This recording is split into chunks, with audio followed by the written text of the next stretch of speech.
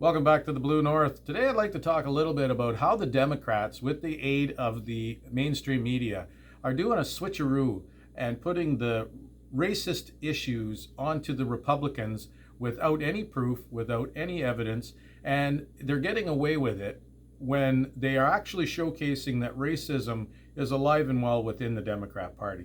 I'm going to talk about two main points today that have me really kind of fired up, and the outcome and what it really represents, not just on the surface, but moving forward, and where it showcases, it actually showcases where the Democrat and left-leaning people are and what they're trying to do to America right now. So, never mind the Joe Bidens and the Elizabeth Warrens. Like Elizabeth Warren, she wouldn't know the truth if it hit her in the face. She just came out and said Elon Musk didn't pay any taxes. He paid zero. He just paid $11 billion. $11 billion in taxes. It's the most, I'm pretty sure that's the most in any country ever. $11 billion in income tax. Like, you imagine? I couldn't even imagine having 11 billion, let alone paying that in income tax. But Elizabeth Warren's running around saying that he paid zero. So where's the accountability? Well, it's not there because the mainstream media, they don't have journalism anymore. There's no journalists. It's just a narrative to cover the left, and it's all to make the right, the Republicans, look bad. So I'm going to highlight 2 points. I'm going to start with the governor of Oregon, Kate Brown, and her Senate bill that she signed, 744, Senate Bill 744, if you want to look it up, where it removes math, reading, and writing as requirements for kids graduating from high school. Wow. Like, just 3 of the main things that kids need to do for the rest of their life. You need to know how to do math, you need to write, and you need to read. So by removing these requirements, she's saying it's going to help. Now wait for this. This should get you. It's going to help the Black, the Latino, Latinx, Indigenous, Asian, Pacific Islander, tribal, and students of color. There's no mention of white. So apparently it's not going to help white kids or Caucasian kids.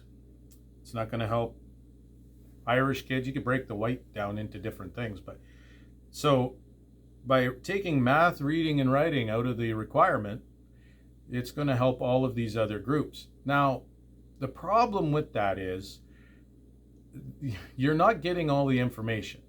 So she's trying to virtue signal, saying, I'm doing something that's going to help these other groups. And statistically, it may help some of those groups with their numbers. But that isn't the problem. It's not that those groups can't do math, reading, or writing. It's probably a statistic, those groups versus white. Now, I don't know, I haven't looked into it, but I'm just guessing because I have common sense that in Oregon, there might be a larger white population than Black, Asian, Pacific Islander, tribal, and so on. So if you're trying to get your numbers up and you're trying to look favorable and you're trying to find a statistic to do that for your re-election, perhaps you should work on something real. Perhaps you should work on a real issue.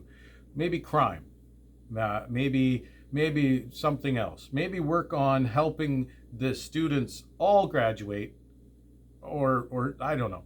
Maybe lessening the tuition costs, or there's a lot of things that the governor could be doing other than showcasing that there's this is insensitive at the very least, but this is ridiculous. It really just gets me angry because Ben Carson came from nothing. He was dirt poor. He's an African American, and he went from being dirt poor to probably one of the best neurosurgeons in the world. In the world. He's a genius. He's incredibly articulate. He's incredibly intelligent. He's good at math, reading, and writing. He didn't need help in that. He didn't need someone to remove those so that he could be successful. In fact, by removing those, these students are going to be unsuccessful. Because if you remove requirements of math, reading, and writing, I don't think many universities are going to be opening their doors to the students of Oregon. So if Harvard was flooded with students from Oregon saying, hey, we want to go to Harvard, and Harvard says, you don't have a requirement for math, reading, or writing. You're going to come in here and you're going to struggle, which is going to bring our success numbers, our graduating numbers, our whatever. They're going to come down because you're going to struggle not having 3 of the fundamental requirements for any school. Or do you think businesses are going to hire students that don't know how to read, write, and do math? They're not going to know if they can do it or not because the requirement wasn't there. So they don't have to prove that they're good in it. They could be great in it, but they don't have to prove it. They don't have to take it. They don't have. So businesses aren't going to be like, oh, well, I want these people. They can't write, read, or do math.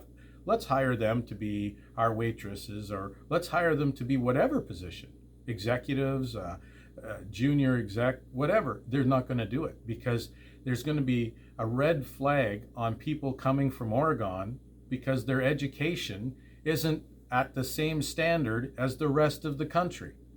So by trying to make yourself look good, Governor Brown, you've really shot everybody in your state in the foot moving forward, because now they're at the point where people are going to be questioning whether or not they're proficient in these very important subjects. And to say that it's going to help all of these groups but left out the black or left out the white is completely racist in its foundation. And I can't believe that you passed this. I can't believe that somebody else helped you pass this. I can't believe that you would even dream this up. I can't believe that a party would stand with that. But yet, going into the midterms coming up soon, this is what the party is constantly doing. You have the squad trying to be anti-Semitic every chance they get in front of a microphone. They're always bad-mouthing Jewish and Israel and whatever else that they can get their head, like whatever they can talk about, it's got to trash Jewish and Israel. And then you have Elizabeth Warren lying. You've got Joe Biden saying stuff like poor kids are every bit as bright as white kids.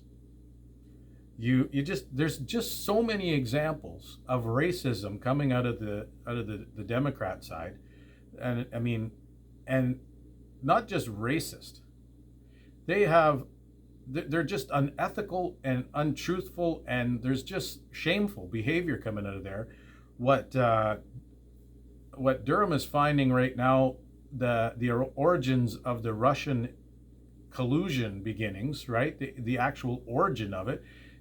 Everybody's pointing right to Hillary Clinton. Her lawyers at the trying to get information from the White House and the Trump Towers and the Steele dossier. It all looks like Hillary Clinton made this up just to take out her successor, the person that beat her. So it is really troubling what we're seeing in the Democrat Party right now, and stuff like Governor Kate Brown removing major subjects from the requirement for graduating is stifling. I can't believe it. I mean, you're going to destroy these kids' future by trying to promote your own.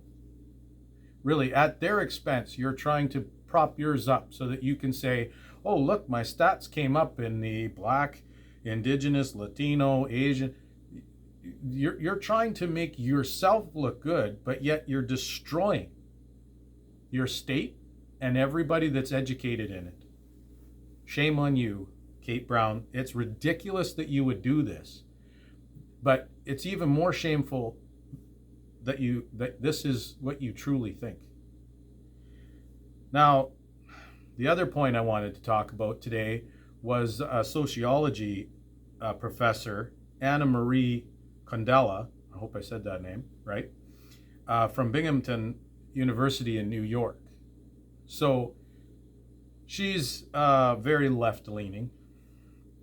Now, this professor has decided to, she calls it progressive stacking,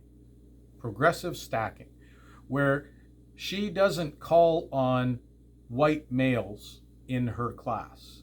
She doesn't matter if you have your hand up. Her progressive stacking gives preference and priority to non-white, women, and shy. Those are the three people that she gives priority to. And white males, who generally, she said, dominate the business world or dominate, markets and whatever else, however she worded it, she's saying that white males need to learn to be silent. Well, in an education environment, in a school environment where you're paying $19,000 a year to go to this school, in tuition fees, you, as a white male and a father of two white males, I would be paying $19,000 for my son to go there, either of my sons to go there. And they would come home and tell me, yeah, my sociology teacher won't call on me because I'm white and I'm male. And the only thing that I should be doing, that I need to learn to not talk, not ask questions, not be vocal, not be in a state where I'm learning because I'm interacting with my teacher. I need to learn to be silent.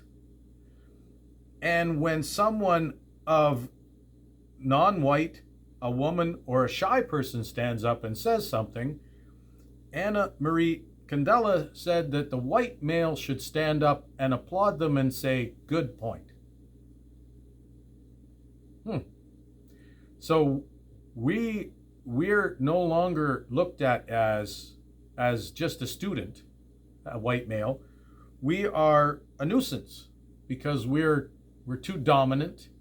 We've been somehow given this mantle where we're to help the students. Well, we're to help other students, not get educated ourselves. We're only there to stand up and build up the confidence of women, non-whites, and shy kids. This is ridiculous.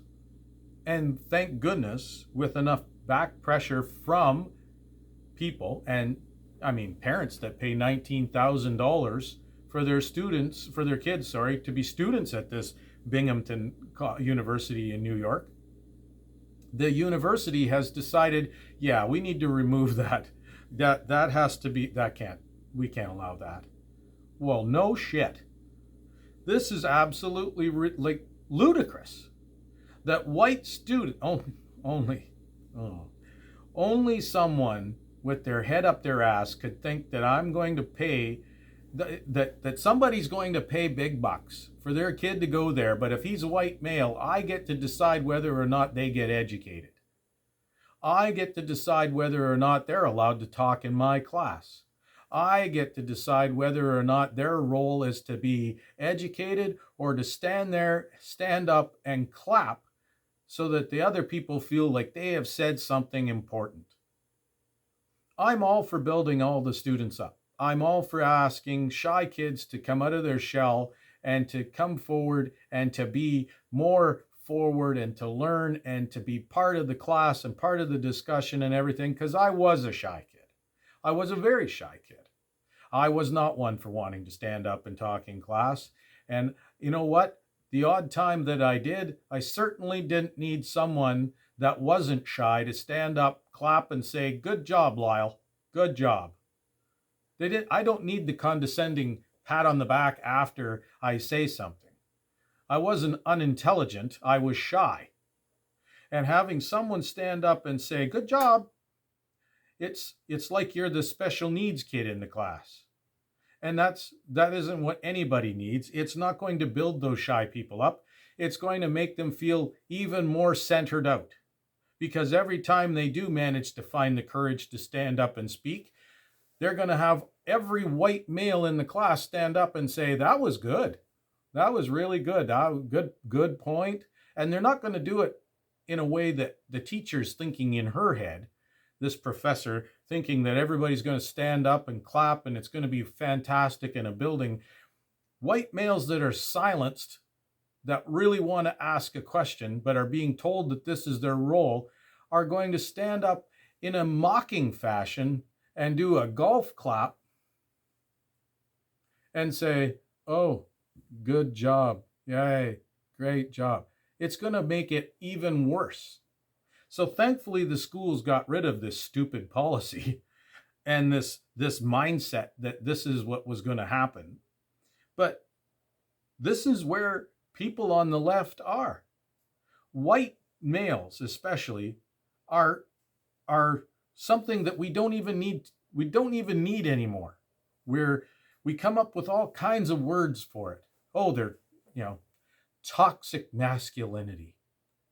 No, it's just masculinity. You want men to clean your car off when it's cold outside. You want men to shovel your driveway. You want men to do all the things that men typically do for their wives or for their friends or whatever. But then you turn around and call it toxic because men are men and women are women. And if men want to be women, that's not what this video is about. But you can't just decide that we are going to toss white males away because, hey, they ask too many questions, or they tend to be, more dominant in certain positions, or they tend to dominate certain areas. Jordan Peterson is constantly asked about women and pay gap and all of these different things and how women aren't getting paid the same as men. And yet he points out a very important thing. Women want the top job. They want equality in jobs and in pay. They want all of that, but they don't look at any of the contributing factors around it. Like he says, bricklayers, they're 99% male. Men are more likely to move for a job, more likely to work outside, more likely to work in dangerous positions. There's certain professions that men dominate, and there's certain professions that women dominate. And he asked her, this woman that was grilling him about it, are you willing to change all of that? Do you not want 50% women to be bricklayers? And why not? So here we are basically doing the same thing. We're trying to say we're going to build everybody else up. We're going to let women be the only ones that can answer. We're going to let non-whites be the only ones that can answer. We're going to make the shy kids answer. And white males are going to have to learn to be silent. To ask any group to be silent, especially in a learning environment, is absolutely ludicrous. It's shameful. And thankfully, the school, like I said, has gotten rid of this. But it's just the idea that some jackass would even do this, that would even present students with this, that have created this environment already. The fact that she doesn't get removed from the class is baffling, because she's going to continue to do this regardless of whether or not the school says that she can. She's already got this mindset. It will be what she does when she calls on people. She will call on non-white women and shy kids before white males, because she's already put it out. She's actually put it out in the syllabus saying this is what we do. It's called progressive stacking. This is what I call it. She even gave it a name. So is she marking grades differently? You bet she is. You can't tell me she isn't. Because if she's got it in her mindset, and she's even put it out there for the whole world to see that, hey, progressive stacking, I call on these people so I can build them up. Well, guess what? She's probably building up their mark a little bit too. So if their work is a little bit less than someone else's, oh, we'll build it up a little bit. And therefore, they'll graduate with just as good as marks as somebody that's trying really hard. Because there's no difference between non-white women and white males for capability. Again, the left is showing that they don't care about the merit. They only care about being virtue signaling about certain groups. So moving forward, she should be removed from that class, because those students must feel the same way that I do, is that they're not getting a fair, the white males probably are feeling like their marks are not being given the true mark that they deserve, because she doesn't even call on them. She doesn't even want them there, basically, because she wants them to be silent. What teacher wants a student to just sit there and not answer, not put their hand up, just be silent and stand up and say to other students, oh, good job. Yeah, good job. That's my only role here. Don't call on me. Don't look at me. Don't expect anything of me. I can't do class participation because, heaven forbid, I become dominant in the conversation. So what point do these students have there? Is she going to give them a great mark just to get rid of them? No, she's probably not. She's going to probably grade them with some sort of bias, because she's showing a bias towards them in just even asking questions. She just wants them to be silent. Don't even talk to me. Basically what she's saying. Oh, don't even talk to me. I don't want to hear it. And everybody else gets the priority. Would you go to class? Would you even go to class if you were a white male? If you had sociology with Professor Candela, would you go? No, you wouldn't, because you're not going to get called on. And your only role is to sit there with your mouth shut, or to stand up and say, hey, good job to the other kids that are asking questions. You can't do anything else. And even if you have a good question, or if you have a response, or you're having trouble, you put your hand up to ask a question, you're not going to get called on. That's not educating. That's not teaching. You are not a professor. You need to be removed from the classroom. You are creating a hostile environment for everybody, not just the white males, because now you have put a target on the non-white, the women, and the shy. Because the white males, if they're so dominant, they're going to be very vocal when they get out of that class towards those three groups. It's going to happen. Because someone from that group is going to say, hey, what's wrong? What do you mean, what's wrong? I can't even get that person, the white male, is going to be angry. Not towards the non-white woman or shy, but it's going to come out as anger towards them, because they're the only ones that are getting called on to ask questions. They're the only ones allowed to do anything in the class, which is asinine. So these are examples of what we're seeing from the left. We're seeing that moving forward, they don't think that parents are allowed any kind of influence on their kids' education. They're arguing against parents being allowed to say, hey, no, I don't want this. The teachers, and mostly left-leaning teachers, are saying that they have the right to tell you what your kids are going to learn. Well, they can put the itinerary together. They can put the agenda together for what that class is going to teach, especially at public school and whatever else. But there is a curriculum. They put together the curriculum, and parents get to critique that. If there's a part in there about sex education at a young grade, like say grade 3 or whatever, 4, I don't know, whatever school wants to be more progressive and start the sex education for their children earlier, parents have a say in that. You may not think that they do, but they actually do, because their kids are their number one priority. And if you're going to put them in a school and pay your taxes to that school and have those taxes pay for teachers' wages and pay for the heating and pay for the school and everything else, well, guess what? If all of the parents decided that they didn't like what that school was doing and they moved their kids to a different school, well, that school would learn in a heartbeat that, yeah, well, those parents do have a say because they don't want to take their kids, they don't want to bring their kids here. We're trying to tell them what they're going to be taught no matter what. And they just told us that they're not sending their kids here. Well, guess what? We don't need all these teachers because we don't have kids. So then the school gets shut down, the students or the teachers get moved, the students get moved to a different school, and ta-da, everybody's moved around. The kids are at a different school, and the teachers are gone. But they don't think that they have they think that they have the right to tell you as the parent what their kids are learning. And that's exactly what's going on at every level, obviously, because Binghamton was trying that at their university. And we're seeing that critical race theory is a major problem for a lot of parents. We're seeing that the books in Loudoun County, where they had, what is it, Lawn Boy and Gender Queer, these books with illustrations of boys and men having explicit pictures of boys and men having oral sex and stuff like that, and having the school board fight for these books to be in the library. Now,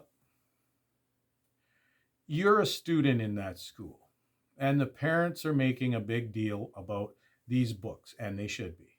If you look them up online and look at the illustrations, it's ridiculous. It's pedophilia. And I don't know how anybody could write the book. I don't know how anybody could produce the book. I don't know how anybody could print it. I don't know why anybody in their right mind would bring it into a school and put it in the library. But when you have something so confrontational that's causing a controversy, what's the one, that book's probably never in because somebody's probably constantly checking it out because it's making a bigger deal, right? So now everybody wants to see what it is. And now everybody is looking at this and it's like, that's a little boy and that's a full-grown man. And oh my gosh, the pictures are like his penis is in his mouth. Like, oh my gosh, like it's insane. And the schools are fighting for these books to be in the library. When one mother when she read from the book at the parent school board, I guess it's the school board meeting, the one parent read from the book and the school board was like, whoa, we have kids here. You can't read that. Whoa, you can't read that out loud. That's horrible. That's incredibly offensive. Yes, it is. That's what's in this book. And you're fighting to have that in your school. That's insane. But see, the school board said, no, we're going to keep the book in because, we want that book. We want that book in because this is what we defend. But we don't want you to read it out loud because we don't want to hear it. It's very offensive. It's okay for students. We're making an executive decision. We're okay with your kids reading that and looking at those offensive pictures. We just don't want to hear it because it bothers us. That's bullshit. So I think the mayor said that the police would be going to the school board and making laying some charges if those books were in the library in one of the counties. I can't, because there's more than one county that was fighting this. But I believe that the mayor stepped up, and good for him. I applaud him for that. I don't know exactly which county that was that did that, but at least one person is understanding that, hey, we have to protect our children. But this is a major problem right now with the Democrats. They're not protecting our students. They're not protecting our children. They're not making policies based on the best interest of our children. They are not looking out for the future of our students. They're only looking out for themselves. They don't want to make waves, so they just try to let everything go. They're trying to appease the people on the left under every umbrella, whether it's the LGBTQ or whatever it is. They're appeasing so many different categories that groups like the pedophiles sneak in. They'll sneak in any little area to try and say that it's a sexual preference. Well, it's not. It's illegal, and it should remain illegal. And these books are promoting it. So by trying to appease everybody, there's an old saying, you can't make everybody happy, right? Well, I'm all for trying to work with every group, work with the LGBTQ. Yes, absolutely, 100%. But if you have a working environment with them, if you have an open dialogue with them, and you're actually interested in helping them, you'll be able to work with them to keep people that are trying to sneak into their organization that are sick. You'll be able to keep them out. You'll be able to keep other groups the same way. You should be working to better the students' lives, every student's, the Blacks, the Latinos, the Latinx, the Indigenous, the Asian, the white, the Pacific Islanders, the tribal, the students of color, the white, the straight, the gay, the whatever you want to identify as, trans, every group. Every student needs to feel safe. Every student needs to feel that they are a priority. Every student needs to feel like they are equal. Every student needs to feel like the teacher has their interest at heart, just like the kid in the desk next to them. Every last student, no matter what they look like, how they identify, who they're attracted to, every single soul in the school should be given the same priority because they are equal.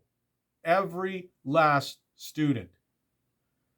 And it makes me so angry that these Democrats are trying to do these underhanded and ridiculous behaviors and passing bills and trying to come up with fancy names for racist or just trying to be foolish. Progressive stacking. Just do your job or get out of the profession. If you can't handle it, if it's all too much for you, the stress and all of that, then get out of teaching. And if you're so worried, Governor Brown, about your numbers that you're going to stifle the students in your state by removing some of the most important aspects taught at school, then you need to get out of politics, because you need to go find where you went wrong, because you're more interested in yourself than you are in the students in your own state. These kids are the number one thing we should be thinking of.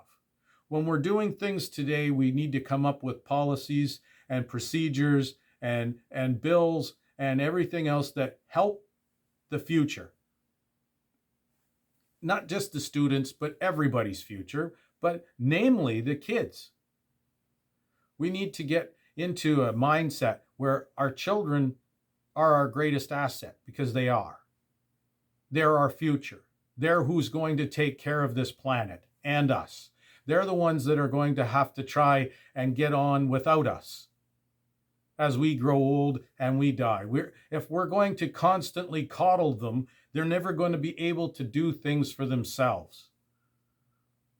And if we're going to start segregating, and if we're going to start trying to call on only certain groups and silence other groups, you've failed miserably. And shame on you for doing that.